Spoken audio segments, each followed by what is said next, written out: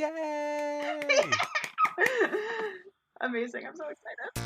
Welcome to You're On in 5, The Art of Understudying. The only podcast to celebrate the work of actors in understudy roles. Understudying demands tons of preparation with minimal rehearsal. Or sometimes none at all.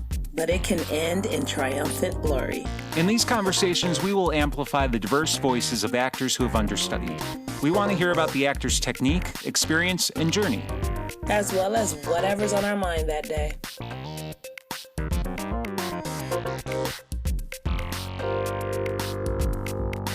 I'm Elana Elise, and I have been doing things in the performance arts since before a time you would ever believe. You might know me from For Colored Girls Who've Considered Suicide, When the Rainbow Was Enough, at Fleetwood Joy Day Theater in Evanston, where I was Lady in Red, and it was great. Yay! I'm Scott. I'm an actor, teaching artist, acting coach, and all-around creative dude. You might know me from Fight Night America, wherein I beat up Mickey O'Sullivan with a gigantic dildo. Our guest today is Gaby Labotka. You might know her from Nothing Special Productions' Fight Night Valkyries, which we co-produced together, and which Gaby hosted with Moira Begal. Welcome to the show, Gaby. Welcome, Gaby. Thanks for having me. I'm so excited. And wow, what a blast from the past, Scott. All right? Yeah. That was awesome. Well, let's just kick it off, Gaby. Tell us about your very first understudy gig. Okay, so my first understudy gig was for the Iron Stag King with the House Theater of Chicago. Whoa. Yeah, way to start right out the gate, right? With the House Theater show as your first understudy gig. So initially I was on that production as a production assistant. I had interned at the house for several years, been a general fanboy about their stuff, and during the summers between college, I would volunteer at the office and help Nate and Chris do research on Iron Stag King for this particular summer. And I just really wanted to work with them, and so I was invited to audition, which was weird because at the time I was sending out the audition emails, so I sent an audition invitation to myself. I love it. Yes, at the direction of Nathan Allen, but still I wrote the email. Yeah, so although I did the audition, I did not initially end up getting cast, but everybody wanted me to work with them because I'm a generally enthusiastic person, and boy howdy did I want to work on a house show. So started off as a production assistant. A few weeks into rehearsals, I got an email from the producer asking me if I wanted to also be an understudy. And I'm like, well, yeah, why would I say no to something like that? So I became the female understudy for the Iron Stag King, and I don't know how I did it because I had never understudied anything before. We had no classes or anything about the topic in college. Like, no acting class was like, this is how you prepare if you ever understudy. Which is wild to me because so many people end up understudying straight out of college as an actor. So why wouldn't you cover that? And it's so much harder than just being able to go through the whole process. So anyway, I think I just have a wild ability to memorize by observing or by listening to things happen. I know I have really good physical memory, like my body memory is very good, so if I do something once, likely I can do it again. So I was understudying all the women, and one of the actors I was understudying had a Chicago Fire spot that she had to go film. Mm-hmm. And as with TV, sometimes that turnaround is very fast, and it was so fast that I didn't get an understudy rehearsal. I didn't get an understudy rehearsal. I didn't get a put-in. So I got to the show as early as I could, asked the questions that I felt I really needed the answers to, The night before, I was talking with Jim Ferrugio, who was in the show. He's like, Jim, I've never understudied before. What what do I do? He's like, understudying is like going into war. Like, you learn how to handle your weapons, you learn tactics, you learn all of the facts. But once you get out there, your brain just like doesn't know how to organize it. But you're not alone. We all have your back. So just get out there and fight, and we've got you. So I went on stage. The first mistake that I made, because of course I'm a perfectionist too, so I'm going to think about like, man, how did I mess up this time? And I was playing Rienne that night, and Rienne, she's this badass archer and like essentially the Guinevere of this story, but also she's a chess master. So at some point, I had to play chess against Cliff Chamberlain on stage. And there was no choreography for the chess match, so I kind of just had to make decisions and hope that I was looking really good at chess. So you didn't play chess at that point. I knew how to play, and like one of my day jobs at the time was I worked at an Oberweis, and Oberweis has those chess tables, so whenever there wasn't anybody around, I would try to figure out some sort of chess strategy on the table. Oh my gosh. But toward the end of the scene, it's supposed to be a lesson in tactic. So Hap, which is Cliff's character, is supposed to show Rienne how she utterly lost, even though she thought she was going to win. And he does this by starting to move the pieces. As he started moving the pieces, I realized that in my brain, I had switched the king piece and the queen piece. So he started moving the king piece correctly that I had just been zooming all over the board. And then moving the queen piece correctly. And so, like, the reaction was so real from me of, like, how did I fuck up so royally? I love that. Yeah. And so I got through it, said all my lines, didn't break anybody or anything, did it again the next night, and that was my first understudy gig. Wow. Thrown into the wolves. Mm-hmm.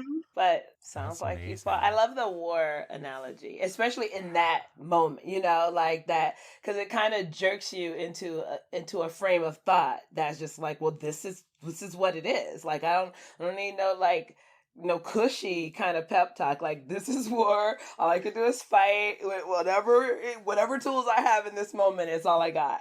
So that was nice. I appreciate Jim for that for you. Yeah. I mean, because it didn't like try to placate my anxiety. Like, it just like let that anxiety be true. Yeah. And it also let me accept that I just have to be alert. I found going on those 2 times to be one of the best acting lessons I had in my life at that point, because I was listening so hard. So hard. Yes, that's fantastic. Mm-hmm. So this was your first gig out of college, period, right? Kind of, as an actor, definitely. Yeah. Man. And you worked for the house as an intern. What was that again? Yeah, I worked as their loyal royal fan, I suppose, for a while. That translated into interning, so I would like help with their educational outreach over the summers and that kind of thing. And that was while you're still in school. Yes, too. while I was still in college, yeah. You're so smart for doing that. Like, I wish. I don't know why I never like even thought about interning at like a theater company in Chicago or an agency or a casting director. I only ever did it like many years later.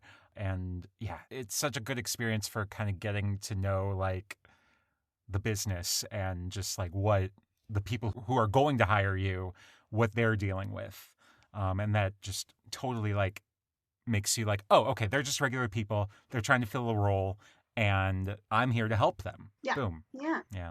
I have a lot of people to thank for like kind of guiding me in that direction. Yeah. First off, high school drama teacher, Mrs. Christine Hicks. for putting a pamphlet in my hands that was for the Young Adult Council at Steppenwolf. Oh. So I was in the first Young Adult Council at Steppenwolf. And the programming that they did and that I helped create with them, like that was so cool that they trusted teenagers to help build programming. But like that introduced us to so many different theater companies in the city, and then begin conversations with them so that we could learn like what is it like making a living in this art. Can you make a living in this art? Like I met the house through Steppenwolf Young Adult Council. After seeing the Sparrow, I was like, okay, well, we're gonna talk to these people then, aren't we? Yeah, that's so awesome. So you've done so many understudy gigs. Was there one after this that you really feel like you executed perfectly? Like that you did all the work and like totally nailed it? I think there were a few moments where I was like, "Wow, I did it," and the audience also told me, "Yeah, you did it," which was great. Like Yeah. I understudied Rose in the Rhyme right after Iron Stag King, and for that one I had to fly and I had to do cheerleading stuff, and I'm not a cheerleader and I'm afraid of heights, so so I felt really accomplished about that. As far as like performing a part, a couple years ago.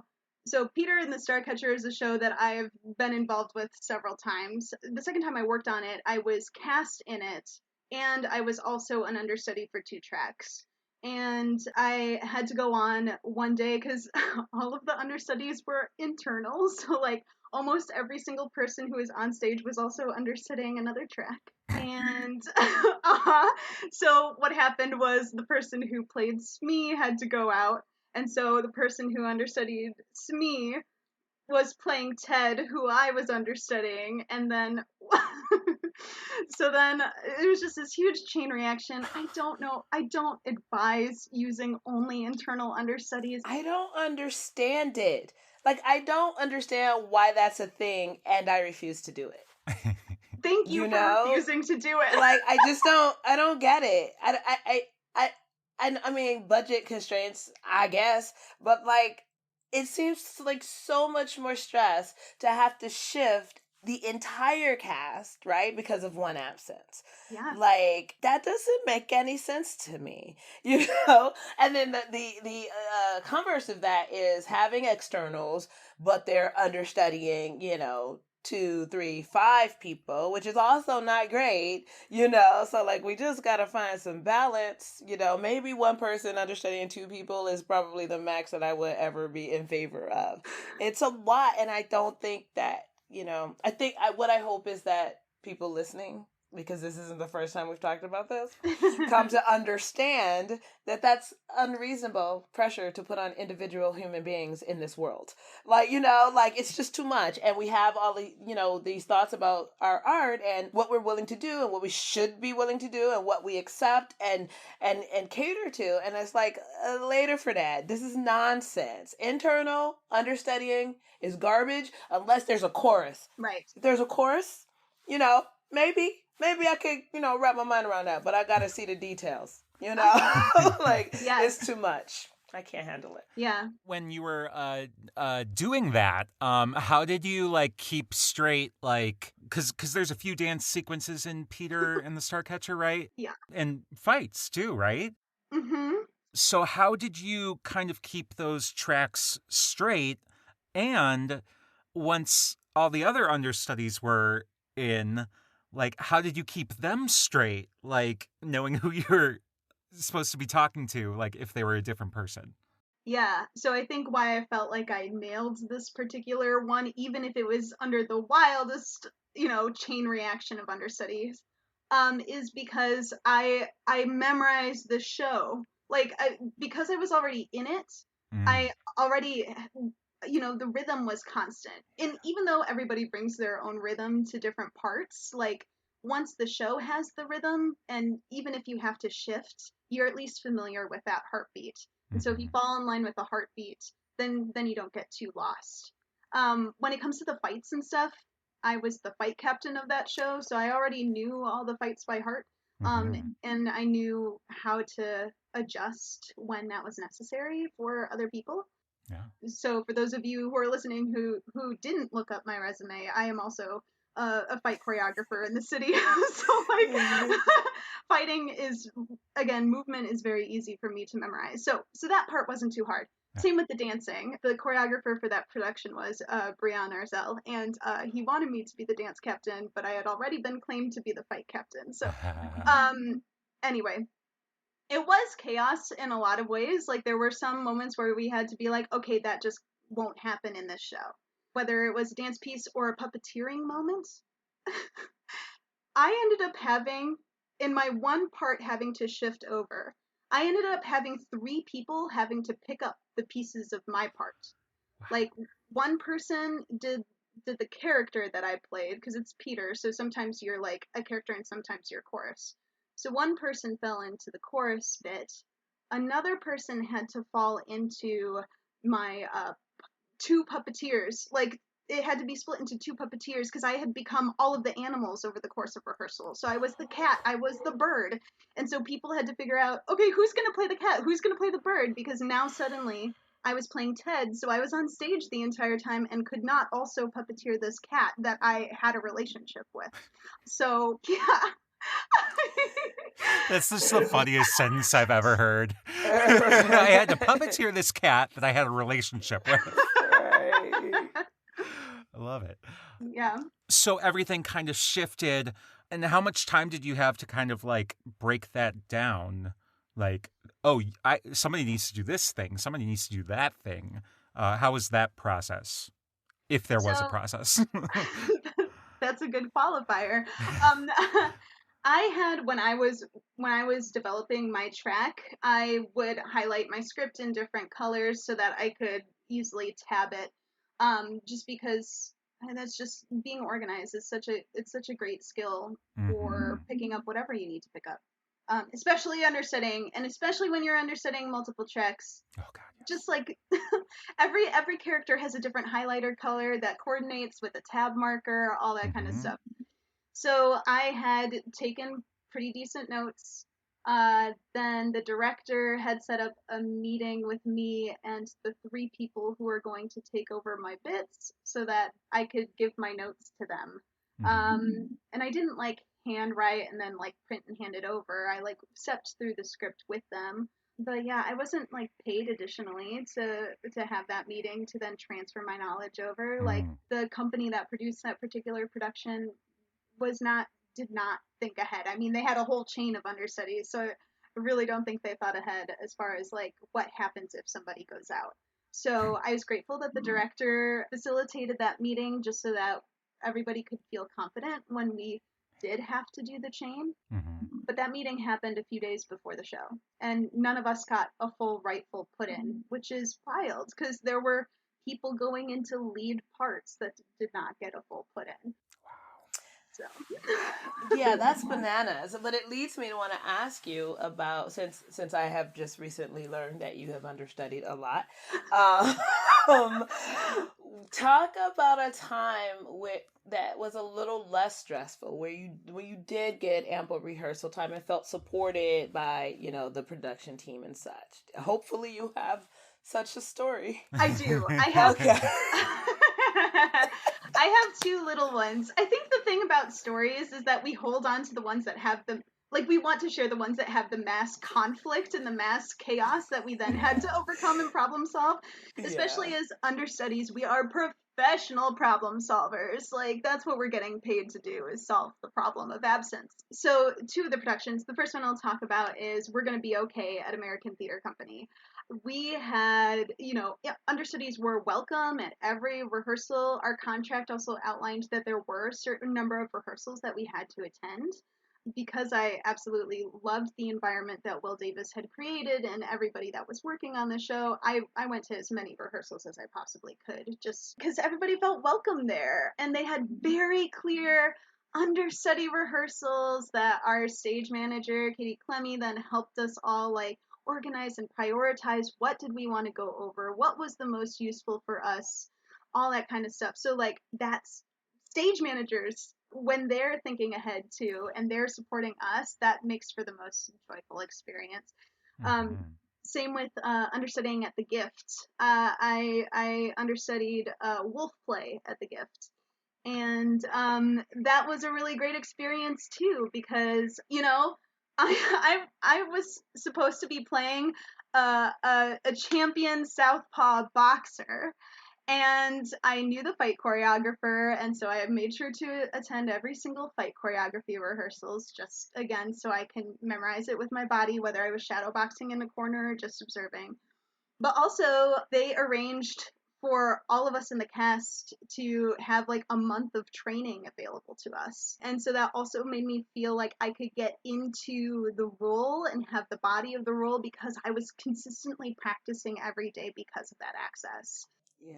And that was just like so enriched. I felt so empowered by that. And again, when it came to understudy rehearsals, we had a very clear schedule. I was definitely like a senior understudy. This was like 2 years ago. So everybody else who was understudying was either fresh out of school or hadn't understudied very often. So I was there to help support the dance, but I let them lead the dance because by this point I know my process for understudying. It's not difficult for me to memorize, step in, or prepare for anything really at this point. But for them, it's always revitalizing to meet somebody who's new at something and to try to see what they feel they need, just because it helps you see your process through a different light too.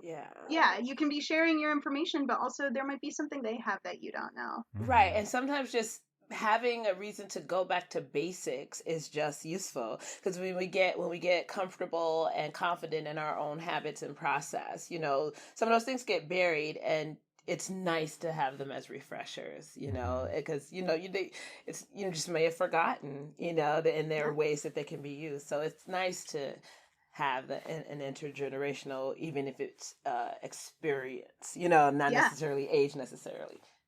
I said necessarily twice. I'll cut one of them. Really weird. Thank you, Scott. You feel me now. Yeah. Okay. Yeah, no, I find, because I've started teaching in the last like 2-3 years, and I get so much out of just sharing my own technique or tricks, more tricks than technique. But, it all kind of reaffirms my own technique and my own understanding of my technique, which I wouldn't even say I have like a technique, but like, it's just a like, this is what I do. But yeah, I love kind of having that opportunity to be like, oh yeah, this is what I do, clearly delineated, and it helps you kind of be like to build off of that in other directions. Yeah. Well, and even too, I know I'm the kind of person that I do, and a lot, everybody is this kind of person. I don't know why I'm trying to separate myself. We build our own processes intuitively. And sometimes we are conscious about it and we're like, I'm going to try this thing and I'm going to integrate this thing in. But like you're saying, Elana, about like sometimes we don't think about it. Like we can build a whole process and not be able to relay our process to somebody else. And like having those newbies or having to teach somebody how to understudy helps us qualify and quantify our own processes and toolbox. Yeah, that refresher is so good. And then being able to name, oh, this is a tool that I have. Like that's really cool. Yeah. I had someone point out that I memorize audially, and I didn't know that before. I was like, oh, I always thought I was a kinesthetic learner. And this was Stephanie Diaz, and Stephanie Diaz is like, oh no, because every time I say a line to you correctly, you get it the next time. It's when you're trying to remember it without having heard anybody say it, that's when you struggle a little bit with memorizing. I'm like, oh my God. Yeah, no, That's I awesome. did the same thing. When it was last few years, I've started using a memorization app where I have to basically retype the entire script on my computer and then transfer that into the app and then fix the formatting of the app. And then I record every line, mine and the other characters.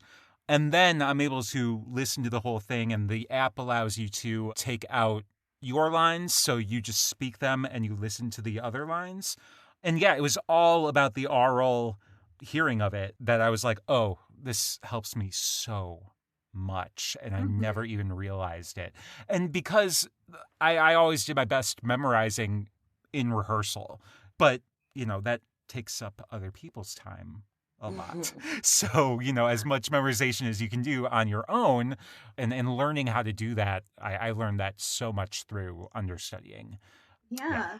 I have I don't use an app. I cannot even fathom typing in a whole script right, like that makes me nauseous to think about.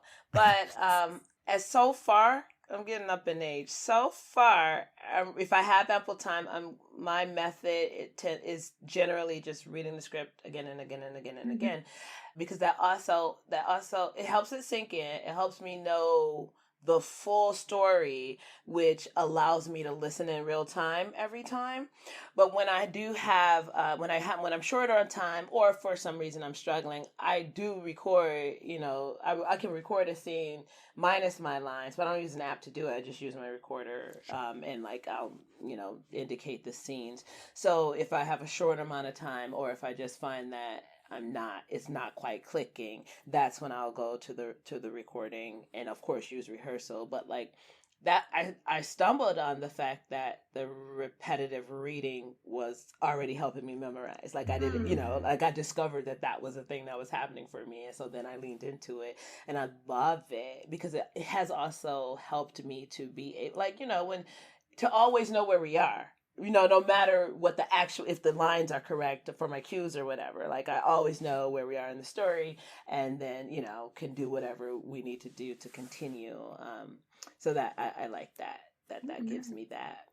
Yeah. And I love being able to take the audio recording and then go work out or go take a long walk or whatever, and just kind of allow it to play.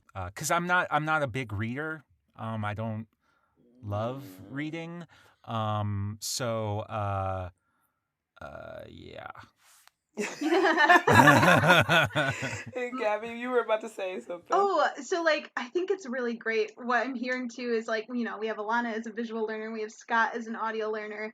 I apparently am an audio memorizer, and I didn't know that. But for an additional thing to add for our listeners who are trying to get all the tips and tricks of the biz, my memorization style before realizing I was audio was, and still is, because, whatever, everything helps. I write out all of my lines in cursive. Oh, okay. Because that's, when you write in cursive, it apparently activates a part of your creative mind. Even if there are words that aren't necessarily yours, it still connects to a creative section of your brain. And that can help you connect to the material a little bit more and memorize the material a little bit more. And you know what? Since that is, oh my gosh, this episode is full of tips. This is going to be an award-winning episode. That, but also writing the subtext. That's the thing I do. It's subtext more so when a character barely leaves the stage, but if your character does, I write out what I'm doing when I'm not on stage, when I'm not into what I've been doing, where I've been, what I'm going through, what I'm experiencing. And so then that gives me just this other layer of connectivity to the character and the story. So yeah, take that, y'all. Yeah, I love that. That's so great. Yeah. We are helpful. So Gabby, you do a shit ton of unrehearsed Shakespeare stuff too. Yeah. And that's kind of adjacent to understudying in a way, because you're doing all the work on your own and then kind of just jumping into it. How has your process kind of evolved as you've done more and more of these and understudy gigs? Yeah, so I no longer do the unrehearsed stuff, but definitely the techniques that we studied in unrehearsed Shakespeare, I carry over everywhere. For those of you who aren't familiar with unrehearsed Shakespeare company or the technique that they follow, essentially the theory is that Shakespeare's actors at the time didn't have time to memorize their lines because they had to rehearse the fights or rehearse the dances, or they were drunk because nobody could drink just pure water at the time. And so the lines didn't stick. So the theory is that in order for the actors to have their lines, they had these little scrolls with just their lines written on it and the last four syllables before their line to cue them in. And so they might be scrolling. It's their little roll. They roll through the script, right? Literally to get to their lines. And that kind of thing, the like four syllables before speaking, like memorizing only those for me, like starting to memorize just the last four syllables or words that somebody says before my line has helped me remain really active in listening throughout instead of just like, okay, I know that they say this line and then I have to vomit out this line. I mean, I I'm not that two-dimensional of an actor generally, but when you have to memorize things very quickly, just memorizing those last four syllables saves so much brain space for other interpretation and all that other kind of stuff. What if they don't say the right thing? Well, so in performance, in performance of an unrehearsed show, there's somebody who has a book that has the entire script. There's one person who is the prompter who has the entire script. Okay. So if somebody doesn't say their line or says the wrong four syllables, then the prompter might begin to read the next line so that an actor can scroll real quick to catch up, or if they aren't able to find their part, the way that we did it is we would have the prompter get up and start acting with us until you got caught up. Until they got caught up. Awesome. I love it. Yeah, so I would say that's how I've integrated that into both my acting, my overstudy prep and my understudy prep is just like only memorizing what I need in order to launch into whatever my character needs to say next. Yeah. That's awesome. Very cool. Are there any other specific understudy experiences you want to highlight? Oh, would you like to hear the story of how I got my EMC card? Why, yes. Yes, I would. Okay, so in the year of our Laird, 2020, when we could still make theater, so early 2020, I was assistant directing Peter and the Starcatcher at Oregon Shakespeare Festival. And it's really wild rehearsing a rep show. Like, this was the first time that I had ever been involved with such a huge repertory company, and like how we have to go into tech and then come back out of tech and into rehearsals for another chunk before going back into tech again. And just like, I know you get like launched forward in time and then you get launched back into the rehearsal room. And it's such an interesting way to create as a theater maker. And so the show was Peter and the Starcatcher. This is the third Peter and the Starcatcher that I've worked on. I know the script backwards and forwards. I probably could play any part. And that kind of happened. We were going into our first tech preview day, and one of the actors was very, very sick. And so the director, Lavina Jadwani, texted me and was like, hey, how would you feel about maybe standing in for this actor today? The reason being, since it's rep, everybody's understudy is in another show that's in rehearsal, especially like at the beginning of this process where all three shows are going to open in one weekend. So, so the understudy was busy and could not fulfill for the day. And so I was like, sure, yeah, I'll do it. The character was Ted. I just understudied Ted. I know all the lines. It's fine. Right. So I got into rehearsal. They put a microphone on me. I had memorized all the dances because I had been in rehearsal for weeks, so here we go. We're starting off with Going Down the Mountain. That's like a big dance number with trees and pirates and everything. And we get to our dinner break, and the producers come up to me and they go, so, how would you feel if this actor cannot go on stage tonight? Would you be willing to go on for this preview? And I said, yes. And so they threw me into the costumes. They like made sure that everything fit me. I was walking through blocking, going over lines, and then the actor showed up for fight call and decided that she could go on. And I kept my little orphan shoes and socks on just in case something happened and I needed to run on stage. So that was the first time it happened. We go to our next tech preview day, and a different actor is sick. And initially, we tried to work around the illness. I collaborated with the stage manager to see if we can move our work schedule around for the day. But ultimately, I was asked if I'd be willing to hop in for that part, and I said yes. And so I got the microphone on.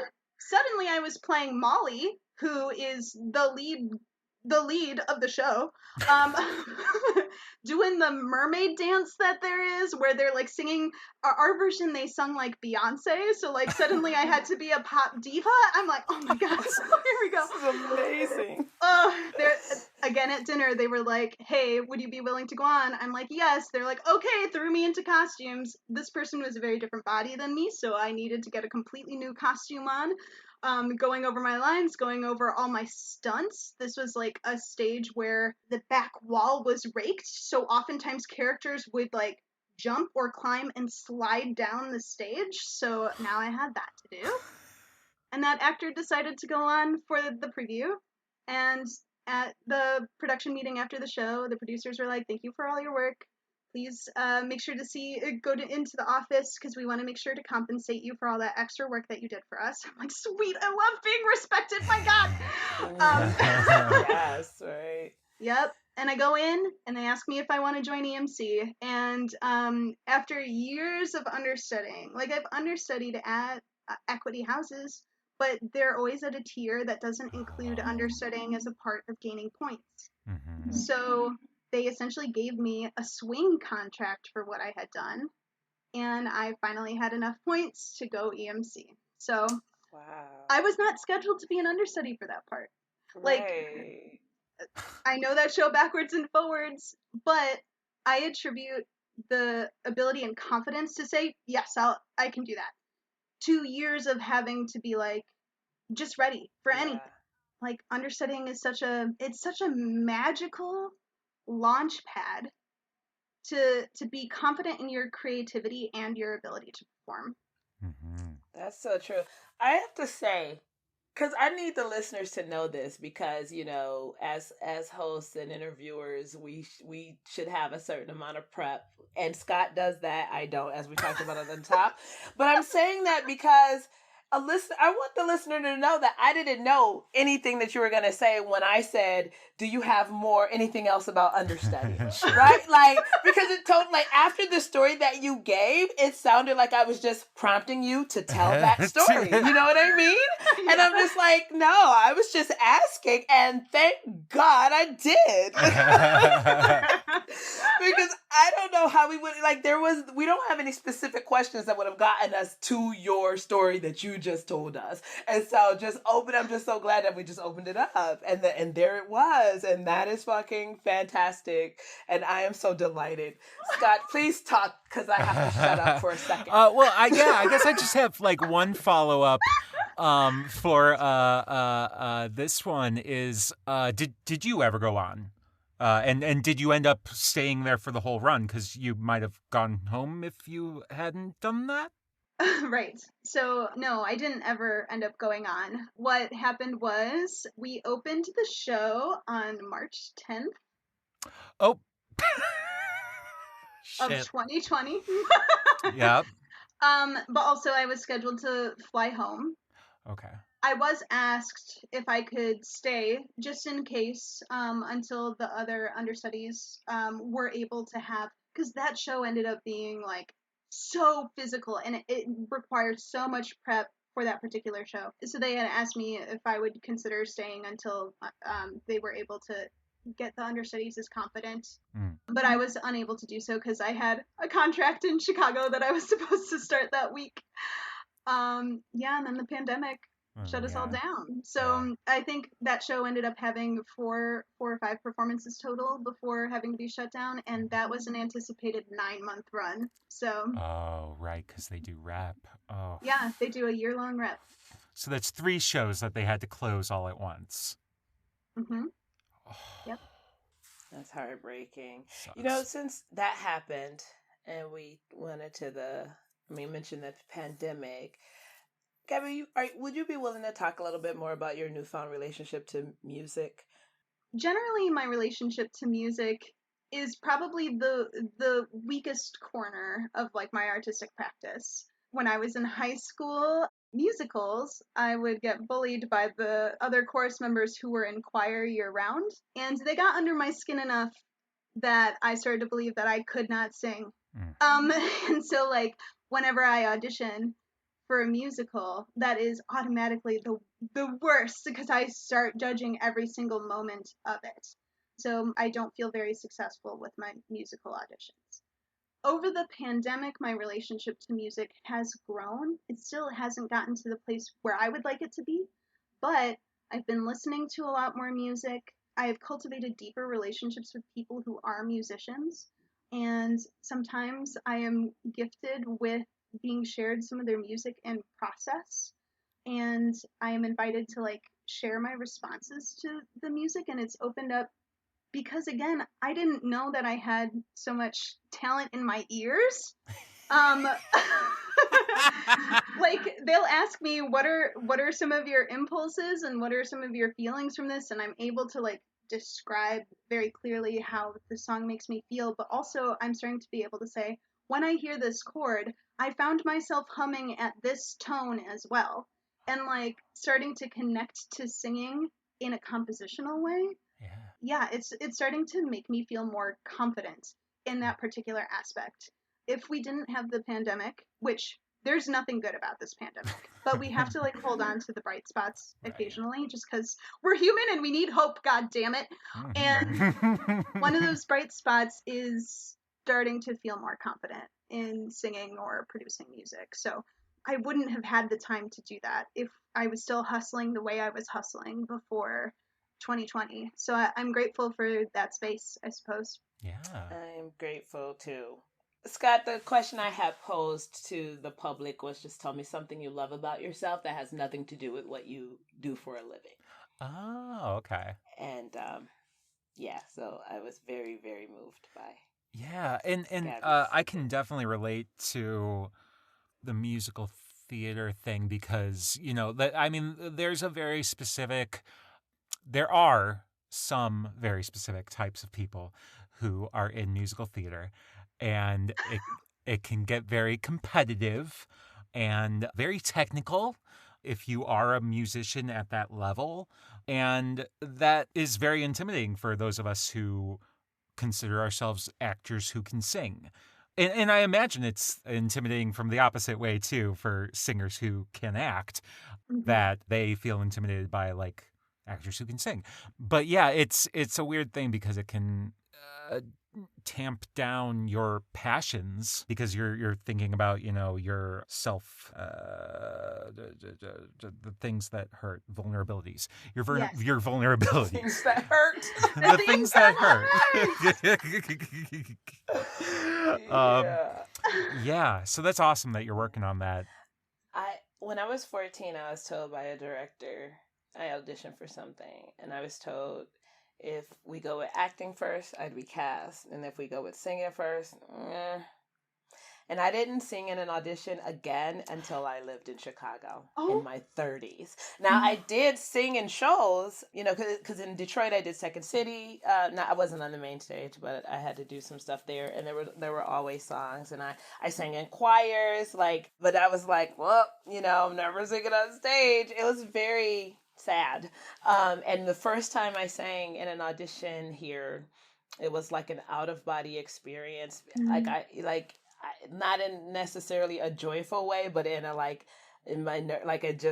had to separate myself, and all the rest of the actors could hear. It wasn't like a private space. They made a separate room, but you could hear everything going on in the audition room. Like when I snapped out of it, when I finished singing, I had to come to, and she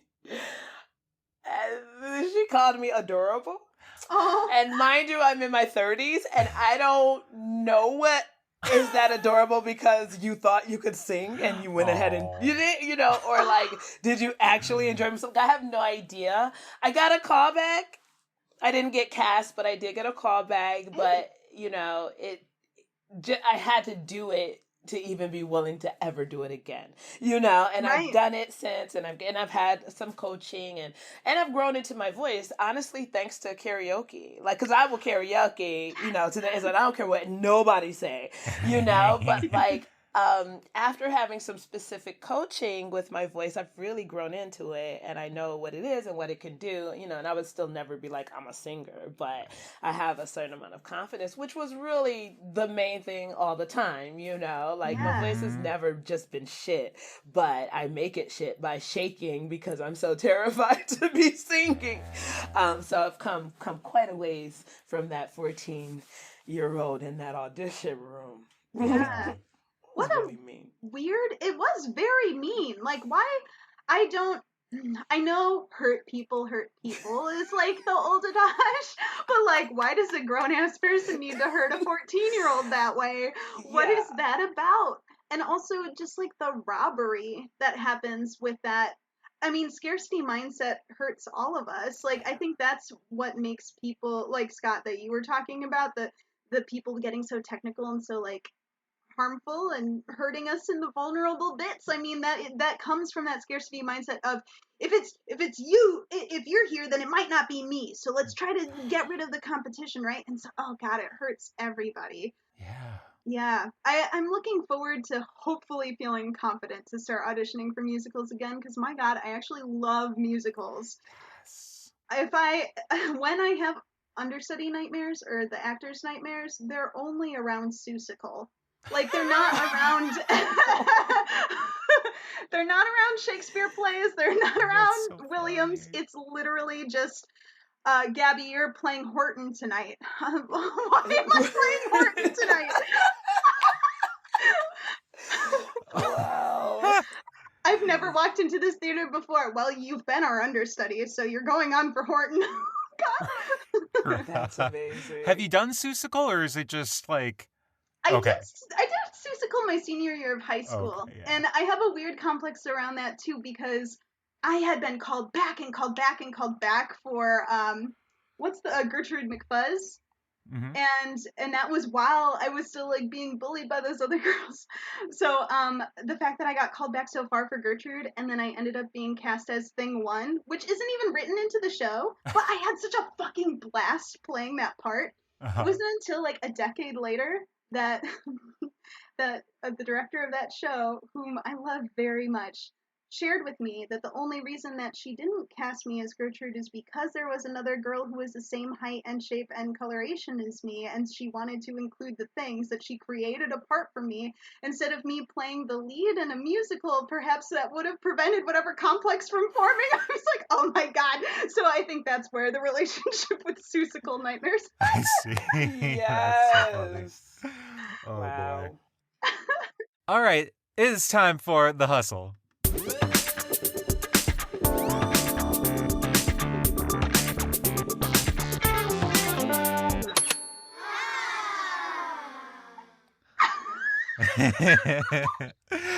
This is The Hustle, where we talk to our guests about what they do for money. And generally we're talking, pre-pandemic, because obviously who knows what the fuck we're doing with money right now. But yeah, so because we want to demystify how actors make their living, because when I was in school, I had no idea. I was just like, okay, we serve tables, do that. So Gabby, what have you done in the past to make a living while acting? Wow. First of all, I heard you say surf tables, and that sounds like a very exciting job. So, anyway, what I have done for money, I have worked at Oberweis, like I mentioned before, scooping ice cream. I worked at the Gap for 5 years. I was also a real estate agent for a little while. Really? Yes. Fresh out of school, I got my leasing agent license so that I could kind of like make my own hours. I was like, this is the way that I can just like, I'm not working today because I got auditions and peace out. But that didn't work out. So it didn't work.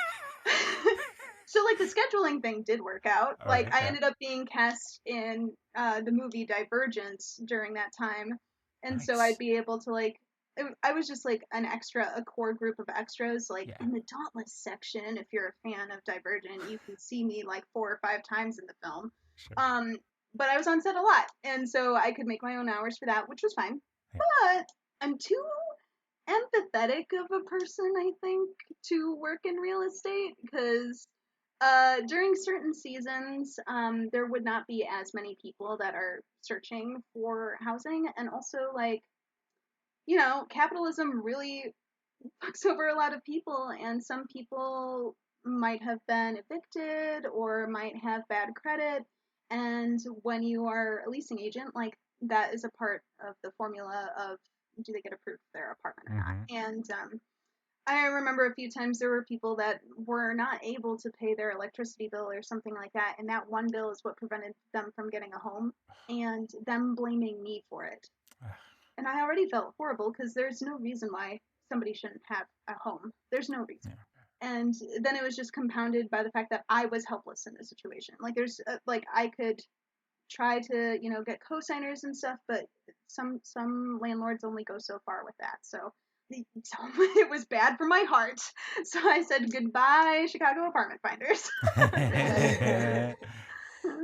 Yeah. And then what have you been doing in more recent years?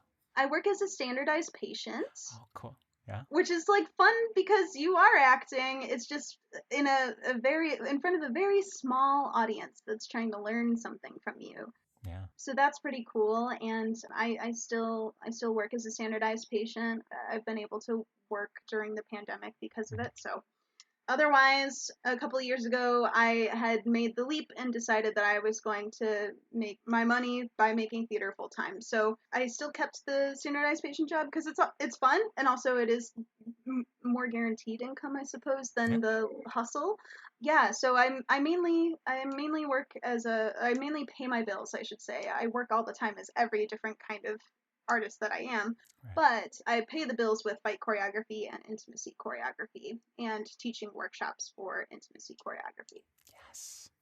That's awesome. I mean, that's how you get from like point A, where you have no jobs, to point B, where you're like, okay, I can choose my jobs now and go full force for what I'm supposed to be doing with my life.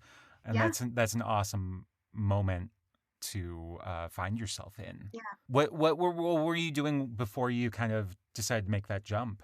I was working at a coffee shop, and I had quit my job at the Gap because I was like, I don't want to do this anymore. And while I was working at the coffee shop, I kept on getting opportunities and auditions that were, they demanded more attention from me that I wanted to give. And my managers were relatively flexible, but it got to a point where it's like, I don't have enough people to cover my shifts when I need to go. Yeah. So that was kind of like the turning point where it's like, well, I could stay here and waste my time all day at this job that barely pays more than if I just sat at home and was able to like work and hustle and send my stuff places. Right. So I might as well do that. And I've been saving up money too. So I like was able to like make a little cushion just in case. Yeah. And that also helped with the confidence of going, all right, here's the leap. Let's do it. That's awesome. Nice.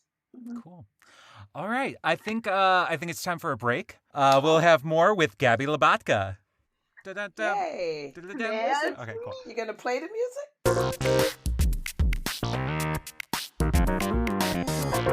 We're back, and now it's time for the breakdown.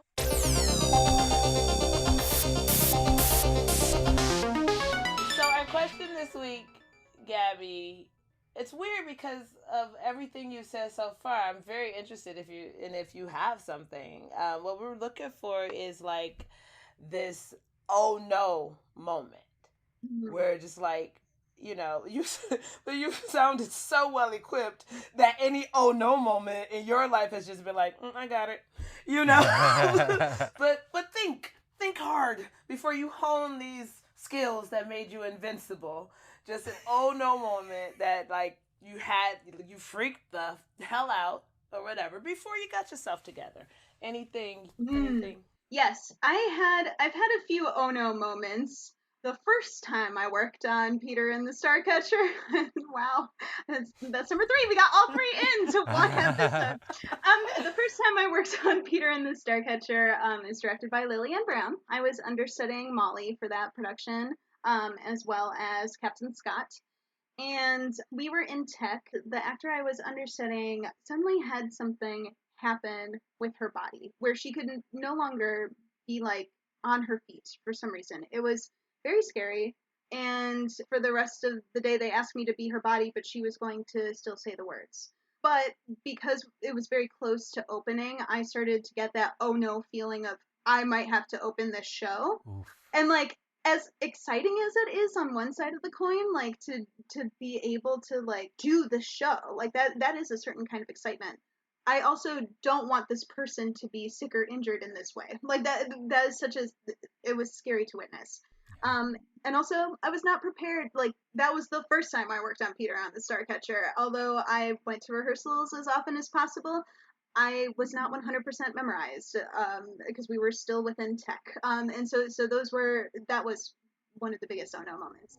The second was not directly related to me, but I was still involved in. The most epic opening of my life was for the Hammer Trinity, produced by the House Theater of Chicago. I was one of the understudies for that. And it was opening day, and we were getting toward the end of part 1. We were in act 2 of part 1. And this is a like a 9-hour play, right? Yes, it is a 9-hour play. For this particular play, I was covering 2 tracks, so that's 18 hours of material that I had to hold into my head. But the oh no moment happened when the actor playing the greatest warrior in the land came on stage. He had his sword in his left hand, and he is not left-handed. So I said, oh no, what's happening? And he was trying to perform the fight left-handed, something that he had never rehearsed, and his other arm looked not good.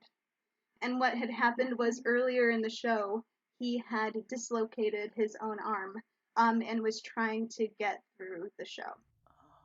Luckily, our stage manager noticed it and called a hold. It's live theater, folks. Happy opening. We're going to skip to this part where there was no more fighting. And at the intermission between part 1 and part 2, we sent him to the hospital. And so that was the only day his understudy had an excused absence because he was filming Chicago Fire. And this is opening day. And the house leaned into the show must go on. So one of the playwrights, Chris Matthews, said, I'll do it. And what we decided on was, since I knew the show the best, I had understudied every iteration up until that point. I knew the show backwards and forwards, even not my stuff. They decided that I was going to be in charge of the script. I would run around backstage, pulling out the pages that he needed for the scene, hand him the pages, shove him on stage, and tell him where to meet me after that scene. And then I would receive him, give him new pages, and shove him on stage for his next scene. And we did that for the rest of the show, and we finished the damn show. And it was like one of the wildest theater, understudy, whatever experiences that I've ever been a part of. And the story got told. So, like, that's like the most important thing, is the story got told and it landed. At least important for the audience. The most important thing is safety. Like, that's the most important thing. Yes. But for the audience, we were able to fulfill the most important thing for the audience, to tell a story and to change them. So that's one of the biggest oh-nos, is seeing that sword in that left hand. Wow. I can't. I had like one of my I've had a few. I think they've been at the house. But the one I would share is way less dramatic. And it was my first show at the house in 2010. Wilson Wants It All. And I completely blanked on where it was in the show, like where we were. And we had, specific entrances, and Abu Ansari and I often entered together as the reporters. And so I only knew where to enter from because I could see Abu on the other side. So I don't know what newscast this is.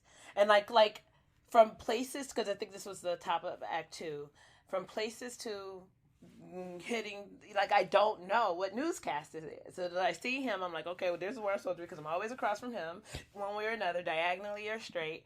And I know the choreography. My body knows the movement. So we walk out, we do our pivot, we walk down. I still don't know. And I am in full panic. Like, I have no idea. I don't know if I'm supposed to talk first. Like, I don't know anything. And I'm just standing, and I imagine I look like this. Like, like in my brain, I am a deer in headlights, and he speaks. He knows. He doesn't know I'm going through this. He knows where we are, and he starts, and then I know where we are. But like all the way up into Abu started talking, I had no idea what was gonna. I didn't know, and I didn't know how I was gonna pretend. Like, I was so lost, so lost. So I thought the question was mainly about understudying Oh No's. I do have like another Oh No story if you want it. Sure. Oh, please, yes. Okay. Opening day of Romeo and Juliet at Teatro Vista, which is a part of their educational program. I'm playing Benvolio, and we're doing the fight between Mercutio and Tybalt. And, Mercutio's supposed to die at the end. Like, we know that that's supposed to happen. However, the actor playing Mercutio goes down in the middle of the fight, just like screaming and clutching his leg. And I did the fight choreography for the show. I know that's not how this fight ends. So all of us are like, what is happening? And everybody starts looking around at each other like, what do we do? He's screaming, he's down, he's screaming, he's down. Luckily, Shakespeare had granted Benvolio the next line, which was, "What, art thou hurt?" Oh! So even though there were other lines that might have supposed to have been said, my next line was, "What, art thou hurt?" So I quickly said, "What, art thou hurt?" and then dragged him off stage so we could finish and get him to safety, whatever was going on. So, like, yeah, that was a moment where all of us on stage had those eyes of like, oh my god, something really bad is happening. What do we do? Was he okay? Like, what had happened? Yes, he ended up being okay. He had a trick knee that just decided to act up in the middle of a performance. Ugh. And he recovered fine. Like, we had an understudy go on that we didn't even have an understudy for that show. So bless people who are always excited to say yes and have had Shakespeare memorized for whatever reason. Right. No. Ugh. Wow. Gosh, I'm trying to think if I ever really had a really bad, like, moment like that. But all that's coming up for me is my very first, like, acting, like, the very first plays I ever did as a child. Because I was cast as Pinocchio once, and and so, like, I'm like 8 or 9. Oh. I did not memorize. Like, I just didn't. Like, the day came and I was just like, oh, what am I gonna do? Like, I think I blocked it all out. Like, I don't remember what happened. I presume somebody was like feeding me lines from off stage. It happened again in 4th grade. I was cast as Joseph in the Christmas pageant thing, and I was like, for the first act, I had one line just repeated a few times because it was like Mary and Joseph go to different hotels to, have the baby. Give birth to the baby, yeah. Yeah. Okay. So, like, my line in the first act was the same line every time. It was like, I am Joseph. This is my wife, Mary. We are looking for a place to stay. Can you help us?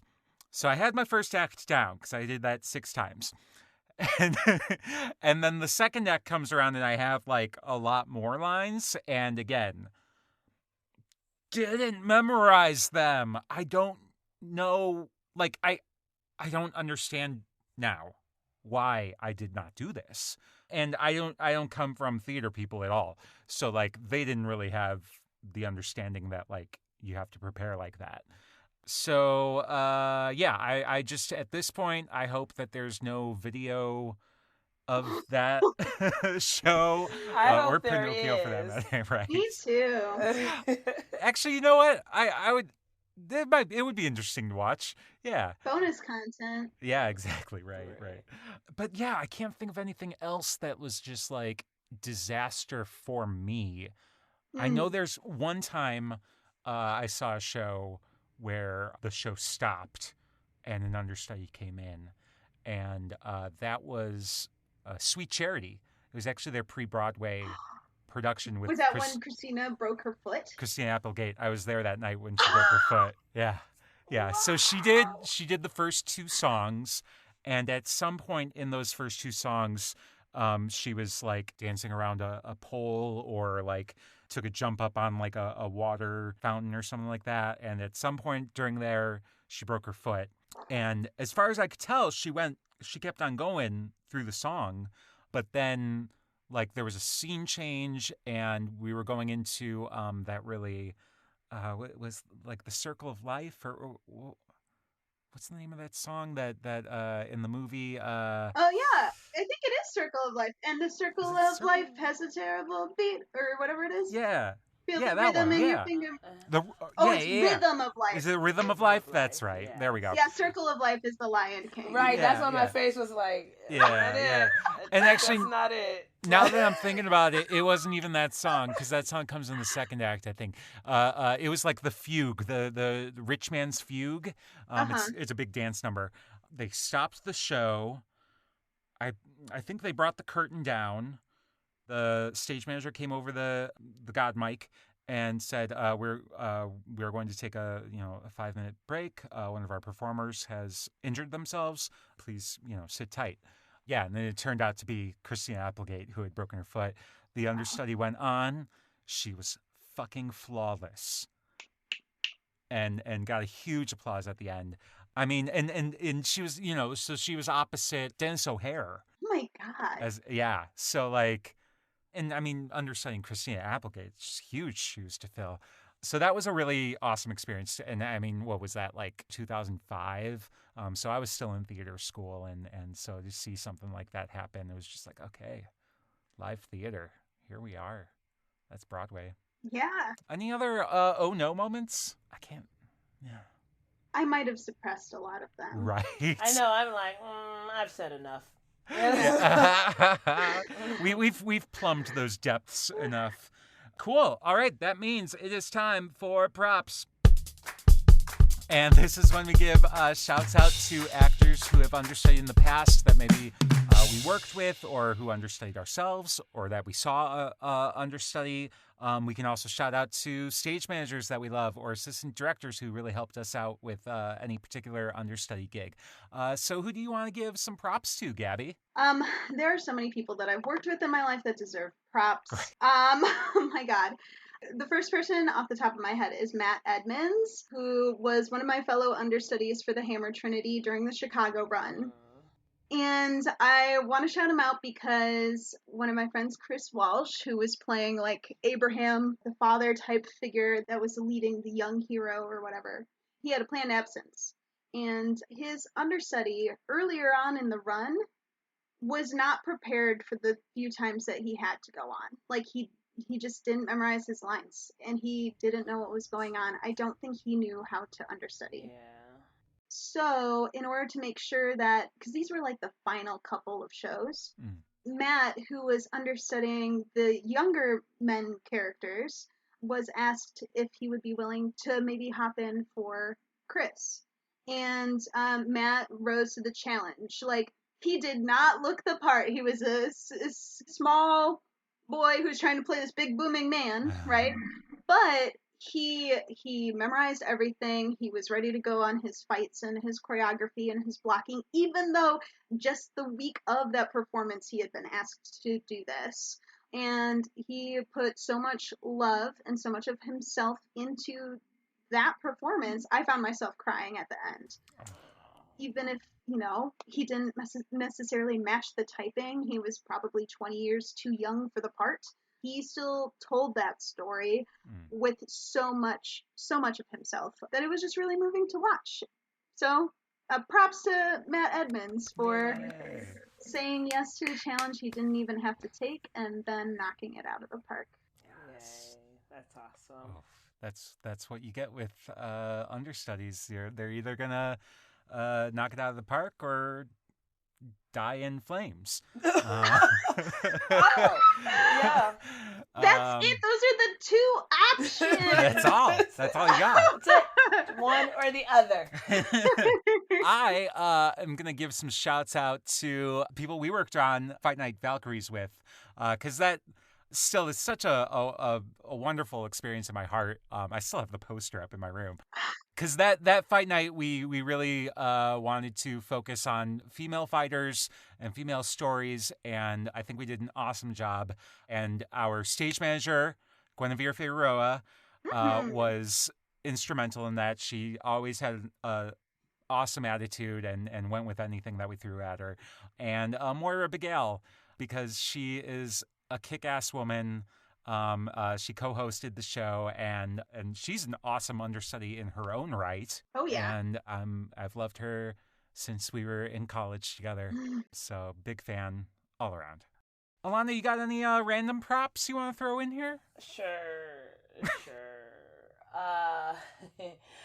I actually would like to. I mean, I've had some really fabulous stage managers.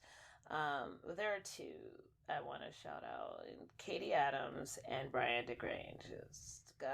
They are like Katie's proclivity towards technical organization is unmatched, and Brian's artistic point of view as a stage manager, like nothing would give me more joy than having them work together, like being in a show where they were both managing, Yes. It is incredible. And with both you feel, they have their strengths, but with both you feel completely taken care of.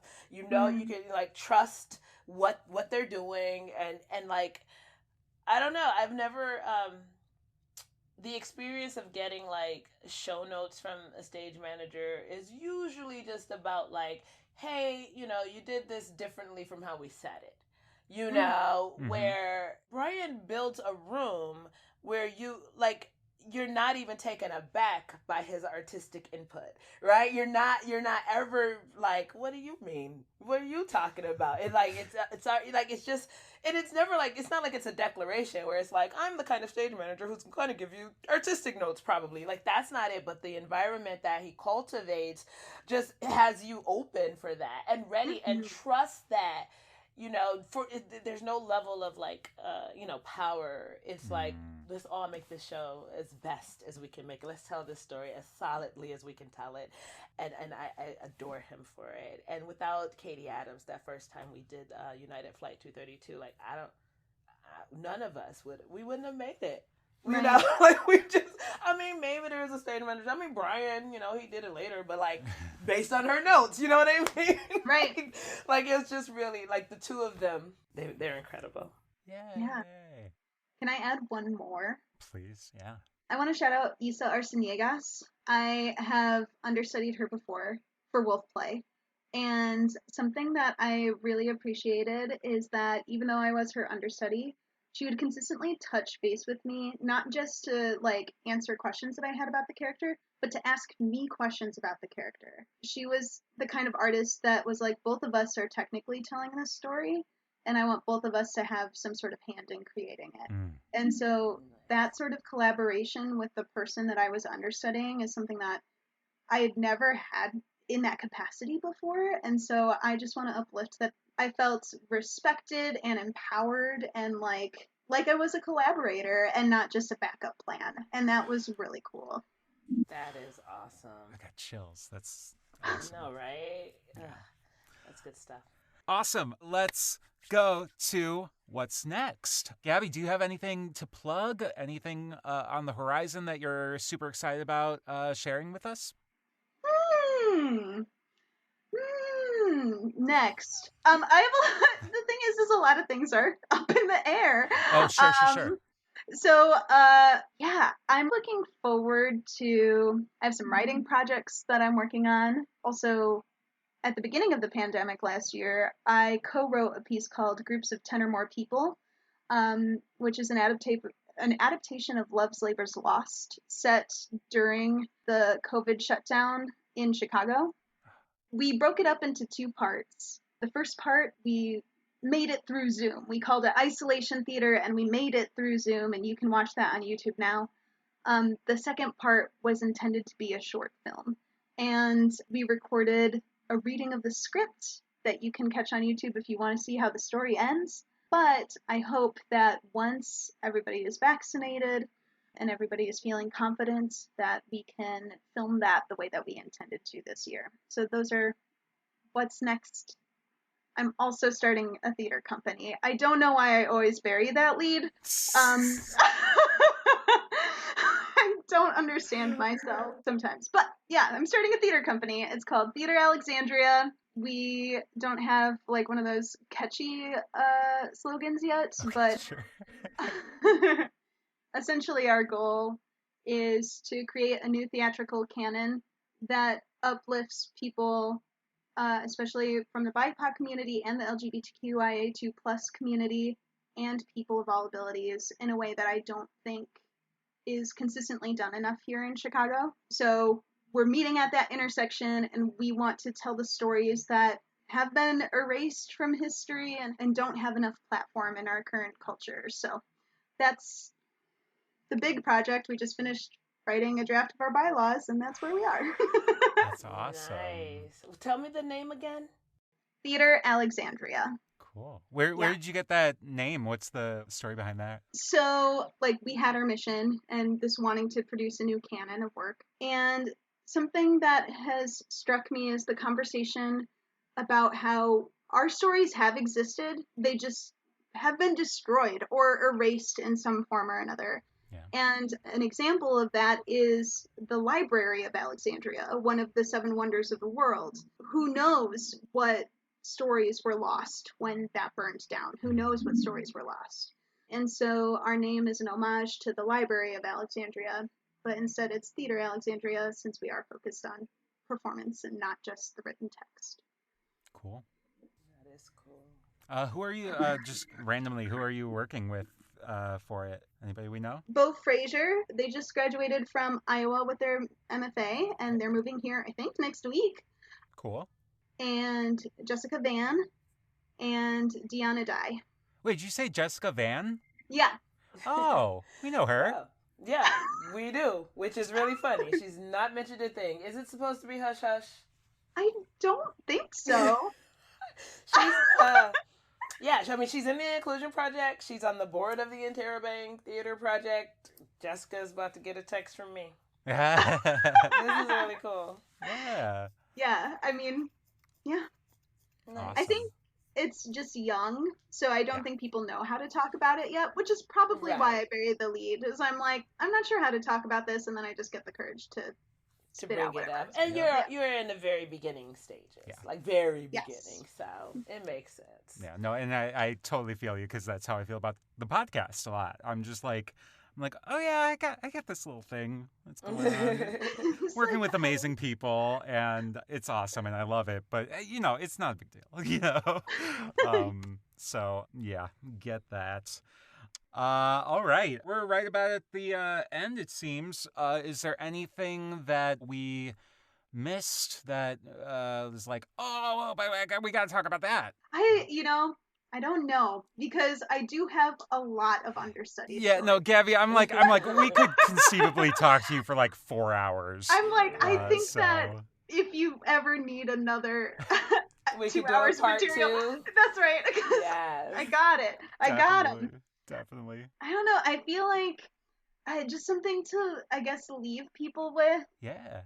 When you were talking about like the 2 ways an understudy can turn out, Scott, something that reminded me of was something that Joe Bianco told me when we were in Miami for Hammer Trinity, which is being an understudy is being a superhero in a city with no crime. which I think is like a positive alternative to understudying is going into war, because you can also be very prepared and just have nothing to do, but you still have a superpower. I think there's, this weird stigma about being understudying, that it means that you're not as good as the person who got the part or whatever. There's like that sort of narrative that permeates. But I think the thing is that you're being trusted with the show in a state of emergency. You're being trusted to still reach out and touch somebody's heart. And like that, with less rehearsal and less attention from your captain who's guiding the ship, the director. Yeah. And so I just, I want to uplift that there's power in the practice of understudying, and it doesn't make you any less of an artist. In fact, it probably makes you a better artist, if anything. I would argue so. Yeah. I mean, all of this experience that I have not only got me my EMC card, but also now whenever I am cast in the, I guess on the main cast or whatever of the principal, show. Yeah. Principal, yeah. Now that I have all these tools for when I'm in a state of emergency, I can lay my groundwork so efficiently and really make a nice strong house and get to really decide like how I want to decorate every house that is a character from any little detail. And yes, there are other ways to practice that too, and there's other ways to learn that too, but there's just something special to the sensitivity of learning it through understudying as well. Absolutely. Oh my gosh, I love understudies. I'm actually wearing a shirt that says #Team Understudy on it. Nice. Yes. Awesome. We appreciate it. Cool. Awesome. Thank you so much, Gaby. You're a rock star and truly one of my favorite people to work with, because you are so professional. You're so prepared. And beyond that, you just come with such love and passion, and I just really appreciate it. Oh my God, thank you, Scott. Oh my God. Making me blush. Awesome. All right, thank Cool. you. Thank you, Hi, Gaby. team. Thank you for having me on. We hope you enjoyed our conversation with Gaby Labotka today, and that it gives you a deeper understanding into the art of understudying. If you'd like to ask a question or give a suggestion of someone we should interview, you can send an email to understudypodcast@gmail.com. Or hit us up at understudypod on Facebook, Twitter, and Instagram. We want to thank all of our Patreon subscribers, particularly Stanley Sava, Marcella Huff, Andrew Sava, and Rebecca Lawson. Andrew has been a very supportive person in my life for a very long time.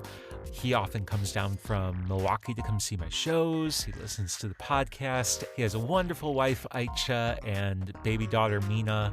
She's not a baby anymore. And I am so thankful for his support. If you want to support the show, head on over to our Patreon at patreon.com/understudypod. Our theme song and all other music are by Laura McKenzie. Thank you so much for listening. If you liked it, please hit subscribe on your podcast player of choice and tell your friends. If you hated it, tell your enemies. And their parents. And their stupid parents. Bye. Bye. Thank you. That'll do.